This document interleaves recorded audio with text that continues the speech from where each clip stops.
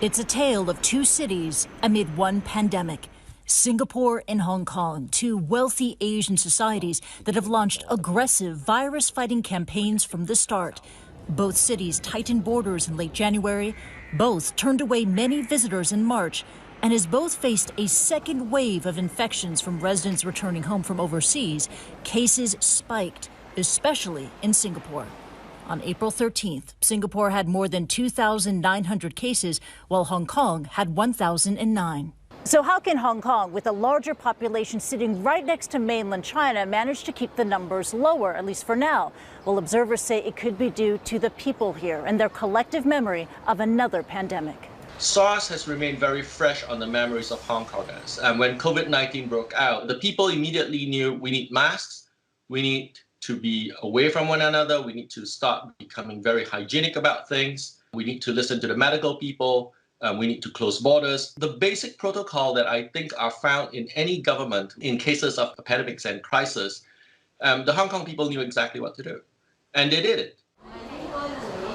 Nearly 2 decades ago, the SARS outbreak killed 774 people, just under 40% of the fatalities in Hong Kong. So at the start of the latest pandemic, Hong Kongers were quick to wear masks. While in Singapore, you don't need to wear a mask if you're not sick. A government public service announcement said healthy people did not need to wear masks. Months later, it is now mandatory to wear a mask outside. Another key difference, social distancing. In late January, Hong Kong closed schools and government offices, pressuring private companies to work from home, while Singapore left its schools and government offices open. After a sharp rise in cases, including an outbreak among foreign workers in cramped dormitories, the city-state changed course. We have decided that instead of tightening incrementally over the next few weeks, we should make a decisive move now to preempt escalating infections. Singapore has closed schools and most workplaces.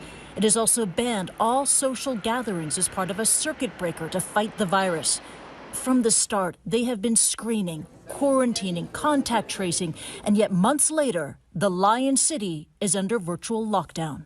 That is the price we have to pay to combat pandemics such as COVID-19. Social distancing will be an integral part of all the lockdown or circuit breaker measures. But the critical thing is that the government and the people have to remain eternally vigilant, because it may be COVID-19 this year and the next year, but there will be future pandemics. With an outbreak, there are no shortcuts, only lessons learned from a still unfolding tale of two cities. Christy Lustau, CNN, Hong Kong.